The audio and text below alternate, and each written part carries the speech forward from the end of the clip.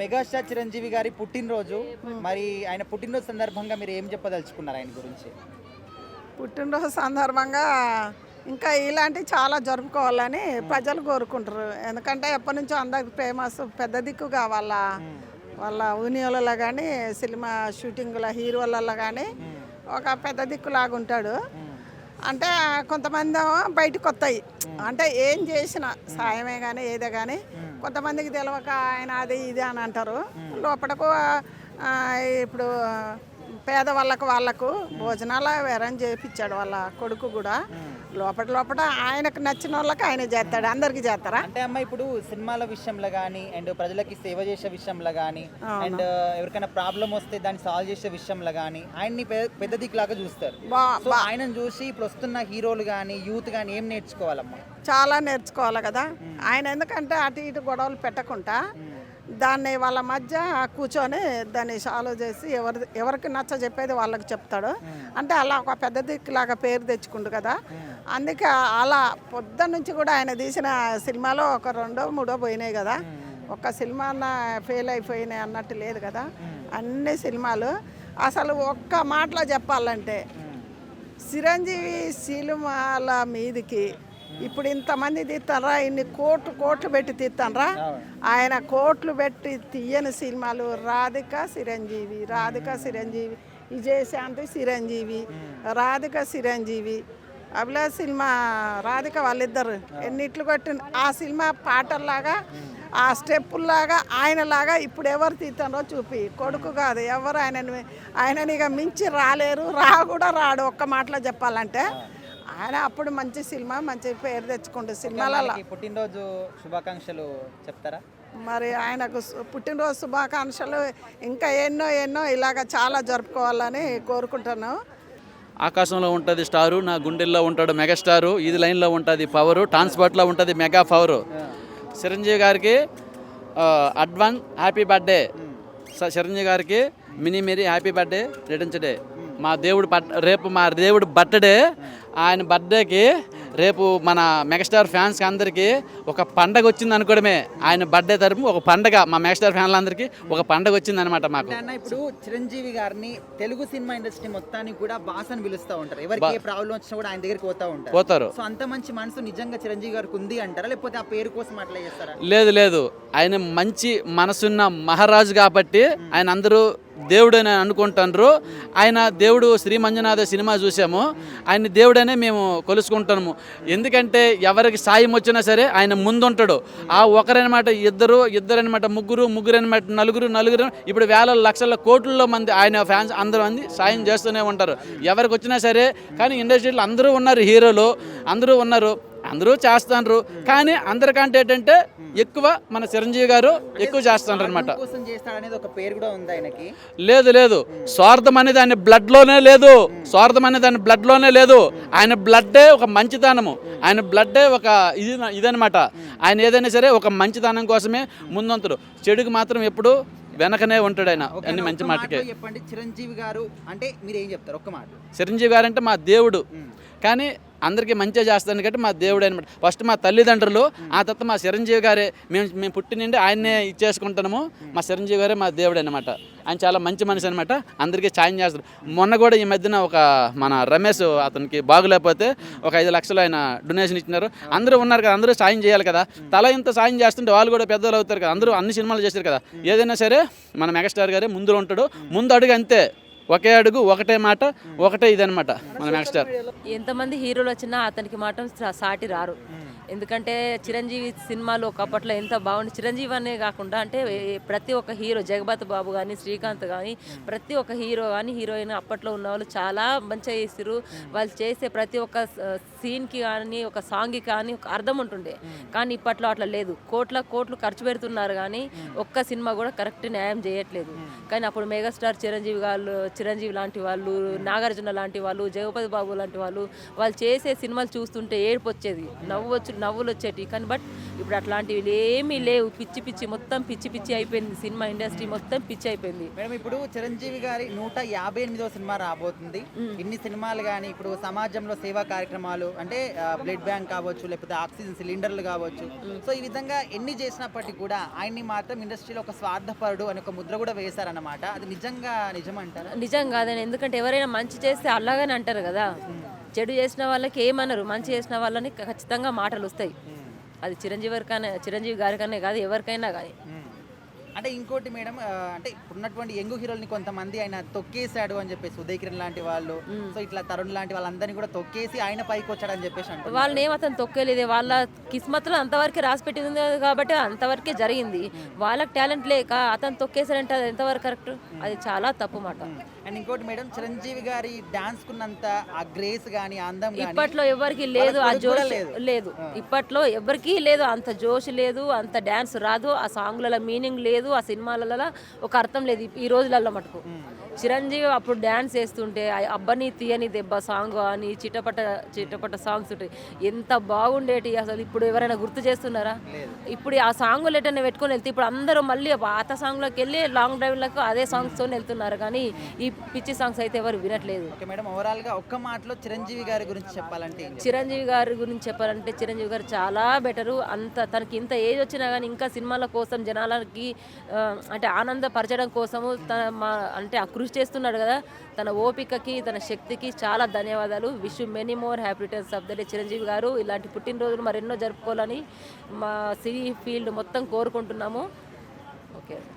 ప్రపంచంలో అన్ని జీవులు చిరంజీవిలాగా బతకాలనుకుంటారు, కానీ అది ఎవరికి సాధ్యం కాదు. అది వన్ అండ్ ఓన్లీ మెగాస్టార్ చిరంజీవికే సాధ్యం. ఏ బ్యాక్గ్రౌండ్ లేకుండా ఇదిరా నా బ్యాక్గ్రౌండ్ అని చెప్పేసి క్రియేట్ చేసుకొని ఇండస్ట్రీకే ఈరోజు ఒక బాస్ లాగా నిలిచాడు. So happy birthday to megastar Chiranjeevi గారు.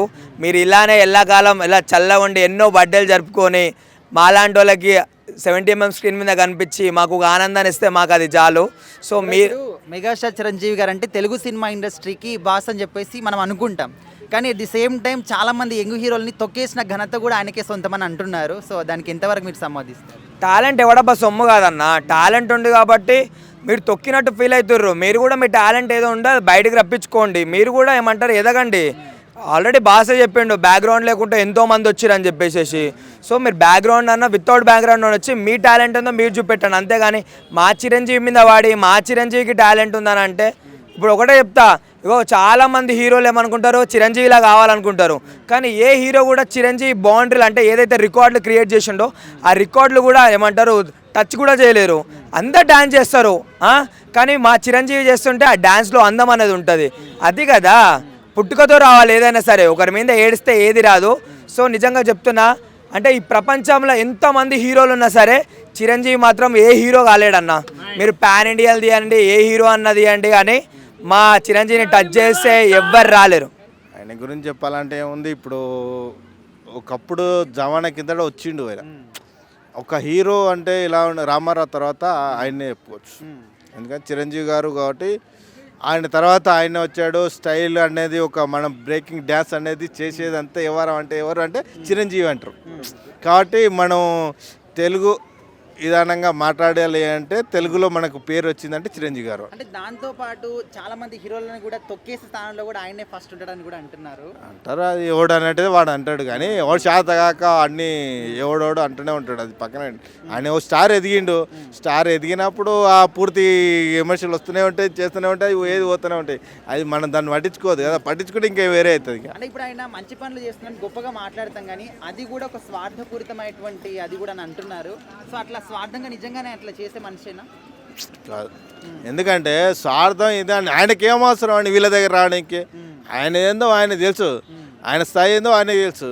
ఆయన చూసుకుంటాడు, కానీ ఏది వీడి దొక్కితే నాకు లాభం వస్తుంది, వీడి దొక్కితే నాకు లాభం వస్తుంది ఆయన అనుకుంటాడా? కాదు. కొందరి ఉద్దేశం ఏంటంటే ఆయన పడనోళ్ళు ఏమంటారంటే ఈయననే దొక్కుతున్నాడు, ఈయన ఆయనకేం అవసరం, ఆయన పని ఆయనకే సరిపోతలేదంటే, ఆయన టైమింగ్ ఆయనకే సరిపోవట్లేదంటే వీళ్ళ దగ్గరకు వచ్చి అరే వీడిని నాశనం చేయాలని అనుకుంటాడు. ఎవడైనా ఎవడు అనుకోడు. నీ స్వార్థం రా, నువ్వు పోతావు, నువ్వు నాశనం. ఇప్పుడు ఎవడికో పెడతావు, నువ్వు పెట్టిందని అది కూడా వానికి ఇంకా ఆయన పేరు మీద పెడతావు. ఇప్పుడు నువ్వు పెట్టినావు పైసా నాకు నేను 10 లక్షలు ఆయనకి ఇచ్చినట్టే ఇచ్చినావురా భయ్, ఎవరికి ఇచ్చినావు? ఏమన్నా చిరంజీవి గారి కోసం ఇచ్చినావు, నీ యాక్టింగ్ కోసం ఇచ్చినావో లేకపోతే దేనికోసం ఇచ్చినావో, నువ్వు నాశనం కావడానికి ఇచ్చుకున్నావు, అది నీ ఇష్టం. కానీ అది కూడా చిరంజీవి గారు చేశారు, ఇది కూడా చిరంజీవి అవసరం లేదు. చిరంజీవి గారు అంటే చిరంజీవి గారు అంతే. ఆయన స్థానం వేరు, ఆయన స్థాయి వేరు, ఆయన ఉన్నది ఆయన ఇంకా స్టారే, ఇంకా ఆయన స్టార్ ఒక స్టార్ అంతే. ఇంకా ఆయన పేరు మనం పెట్టి పిలిచే అర్హత కూడా లేదు. అంటే ఆ హోదాని పాడు చేయడానికి ఇట్లాంటివన్నీ తీసుకొస్తారు. తీసుకొచ్చుకుంటారు, అది మరి వాడి ఇష్టం. అది ఇప్పుడు వీడుంటాడు, వాడంతా నాశనం అయిపోతాడు. అరే వాడు నాశనం, ఇది కూడా ఇక చిరంజీవి గారి మీద పేరు పెట్టేస్తే ఏంది అది? ఆయన సినిమా రంగానికే పరిమితం కాకుండా ప్రజల హృదయాల్లో చిరస్థాయిగా నిలిచిన వ్యక్తి మన ఇంద్రసేన రెడ్డి. స్వయం కృషితో పనిచేస్తే ఇంకా పద్మభూషణ్ నుంచి ఎన్నో ఆయన గిన్నీస్ రికార్డులు అందుకున్న వ్యక్తి మన మెగాస్టార్ చిరంజీవి గారు. ఆయన బర్త్డే సందర్భంగా ప్రతి ఒక్కరు బర్త్డేకి హాజరై ఆయనకు విషయం చెప్తారని మనసు. అంటే ఇప్పుడు ఆయనకి ఇండస్ట్రీలో కావచ్చు, సమాజంలో ఎంత మంచి పేరున్నా కూడా ఒక స్వార్థపరుడు అని చెప్పేసి, యంగ్ హీరోల్ని తొక్కేస్తాడు అని చెప్పేసి కూడా చాలా మంది అంటూ ఉంటారు. అది ఎంతవరకు నిజం అంటారు? అదేమి నిజంగా, ఎందుకంటే ఇప్పుడు చాలా మంది సినిమా ఇండస్ట్రీలోకి, ఎందుకంటే చాలా మంది యంగ్ కుర్రోళ్ళే వస్తారు. వాళ్ళు ఇప్పుడు మెగాస్టార్ సెలబ్రిటీ వాళ్ళు కూడా సినిమాలు తీస్తారు. ఇప్పుడు మనలాంటి యంగ్ కుర్రోళ్ళకు కూడా ఛాన్స్ ఇస్తారు. ఆయన ఏం తొక్కాలని ఇప్పుడు అనలేదు. కాకపోతే రాజశేఖర్ ఏంటంటే, రాజశేఖర్ మెగాస్టార్ చిరంజీవిని కొద్దిగా గలీజ్గా మాట్లాడిన, కొంచెం బూతులు మాట్లాడాను కాబట్టి మెగాస్టార్లో సీరియస్ అయ్యాను. కాకపోతే ఎవరికైనా మెగాస్టార్ మనలాంటి కుర్రోళ్ళకు ఛాన్స్ సినిమాలో ఖచ్చితంగా ఛాన్స్ ఇస్తారని నేను అనుకుంటున్నాను. ఇప్పుడు చిరంజీవి గారి జీవితాన్ని ఇన్స్పిరేషన్ గా తీసుకొని ఇప్పుడు వచ్చేటటువంటి అప్కమింగ్ యంగ్ హీరోలకి మనము అంటే ఏం చెప్పొచ్చు? అంటే వాళ్ళ టాలెంట్ని బట్టి, వాళ్ళకున్న ధైర్యాన్ని బట్టి మనం గుర్తించవచ్చు సినిమాలో ఛాన్స్ ఇవ్వాలన్నా లేదా అనేది. ఓవరాల్గా ఆయన పుట్టినరోజు సందర్భంగా ఆయనకి ఏం చెప్పదలుచుకున్నారు? నేను ఒకటే సార్, మీ బర్త్డే సందర్భంగా నా తరపున హృదయపూర్వక జన్మదిన శుభాకాంక్షలు చెప్తున్నా. ప్రతి ఒక్కరు మన ఈ సినిమా ఇండస్ట్రీలో తెలంగాణ రాష్ట్రంలో ఎవరైనా సరే మీ ఇన్స్పిరేషన్గా మీకోసం వచ్చి పని చేసిన చాలామంది ఉన్నారు. వాళ్ళందరికీ అందరూ మీ విషెస్ బర్త్డే చెప్తారని మనసు. నేను యాక్చువల్గా చిరంజీవి అభిమాని అండి. నా పేరు మురళీమోహన్ రాజు. నేను ఒక స్మాల్ ఆర్టిస్ట్ని, అప్కమింగ్ ఆర్టిస్ట్ని, లేట్ ఎంట్రీ అనుకోండి. ఈ చిరంజీవి గారి 158వ సినిమా ఒకటి తట్టు ఆయన ఒక బర్త్డే రేపు. ఆ శుభ సందర్భంలో ఆయనకి పుట్టినరోజు శుభాకాంక్షలు. ఆయన చిరంజీవి గారు సినిమాలో ఎంటర్ అయిన తర్వాత ఒక కొత్త ట్రెండ్ సెట్ చేయగలిగినాడు.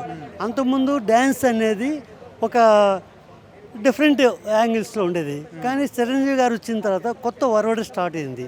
ఆ డ్యాన్స్ మీకు తెలిసిందే, ఎన్ని సినిమాలు తీస్తారు ఏంటది, ఖుషీతో ఇంకో కొత్త స్టాండ్.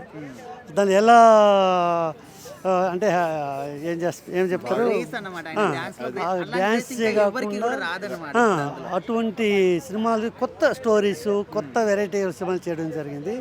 ఈ రోజుకి ఆయన ఏజ్కి ఇప్పుడు కూడా అదే యాక్టివ్నెస్ మెయింటైన్ చేసి ఇప్పుడు కొత్త యువకుడు మాదిరి అందరికి ఒక ఇన్స్పిరేషన్గా ఉంటున్నాడు. ఇటువంటివి ఎన్నో సినిమాలు చేయాలని కోరుకుంటున్నానండి. సార్, ఇప్పుడు మెగాస్టార్ చిరంజీవి గారు 158 సినిమాలే కాకుండా సమాజ సేవ కావచ్చు, లేకపోతే వాళ్ళ ఫ్యామిలీ మొత్తాన్ని మెయింటైన్ చేయడం కావచ్చు, సో ఈ విధంగా ఆయన నుంచి ఇప్పుడు అప్కమింగ్ హీరోస్ కానీ యూత్ కానీ ఏం నేర్చుకోవాలి అంటే ఏం చెప్తారు? ఇది కరెక్ట్ అండి. నేను కూడా 3 చిరంజీవి బ్లడ్ బ్యాంక్లో 3 మెడికల్ క్యాంపులు అటెండ్ కావడం జరిగింది. నేను టీఎంటీడీ లైఫ్ మెంబర్ని. అది చూసినప్పుడు వాళ్ళ సిస్టర్ గారు కానీ ఒక చెకప్ చేయడం అంతా ఫ్రీ, మొత్తం విత్ ఫుడ్ కూడా పెట్టేవాళ్ళండి.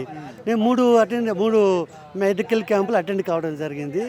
అది ప్రతి ఒక్క ఆర్టిస్ట్ ఆ విధంగా చేస్తే బాగుంటుంది. ప్రతి ఒక్క హీరో కూడా వాళ్ళ చిరంజీవి గారి ఇన్స్పిరేషన్ తీసుకొని అటువంటి సమాజ సేవ చేస్తే జనాలకు ఎంతో మంచి ఉంటుంది. ఎన్నో కోట్లు సంపాదిస్తున్నారు. ఒక పర్సెంటేజ్ తమ వంతు సేవగా సమాజ సేవ చేసి చాలా బాగుంటుందని నేను కోరుకుంటున్నాను. సార్, ఓవరాల్గా రేపు పుట్టినరోజు సందర్భంగా ఆయనకి ఏం చెప్పదలుచుకున్నారు? చిరంజీవి గారిని చూసి ప్రతి ఒక్కరూ ఇన్స్పైర్ అయ్యి ఆయన మాత్రం ఉండడానికి అందరూ ప్రయత్నించాలని కోరుకుంటూ ఆయనకి ధన్యవాదాలు చెప్పుకుంటున్నానండి. ఆయన వల్ల ఎంతమంది ఇన్స్పైర్ అయ్యి ఆయన బాటలో నడుస్తున్నారు కాబట్టి అది అందరికీ ఒక ఇన్స్పిరేషన్ అండి. అతనికి అన్ని శుభములు కలగాలని కోరుకుంటున్నానండి. మెగాస్టార్ చిరంజీవి గారు అంటే ఆయన ఒక పెద్ద స్టారు. అతను కూడా ఒక మిడిల్ క్లాస్ ఫ్యామిలీ, అంటే మధ్య తరగతి ఫ్యామిలీ నుంచి వచ్చి అతను పెద్ద స్టార్ అయ్యాడు. కాబట్టి ఆయన ఒక పెద్ద స్టార్ అయ్యాడు. ఈరోజు అతని ఫ్యామిలీలో, వాళ్ళ ఫ్యామిలీలో ఎంతోమంది యాక్టర్లు ఉన్నారు, హీరోలే అందరూ 10-15 మంది దాకా ఉన్నారు. అది తెలుగు సినిమా ఫీల్డ్లో అందరి ఫ్యామిలీలో వాళ్ళది ఒక ఫ్యామిలీ, ఒక పెద్ద ఫ్యామిలీ. కాబట్టి ఒక్కొక్కరికి ఒక్కొక్క సినిమాకి 100 కోట్లు డబ్బులు వస్తున్నాయి. కాబట్టి ఇవన్నీ మెగాస్టార్ గారే స్టార్ట్ చేశాడు. ఆయన ఈరోజు పవర్ స్టార్ అయినా, మెగా పవర్ స్టార్ అయినా, స్టార్లు అందరూ ఉన్నారంటే ఆయన వల్లే ఉన్నారు.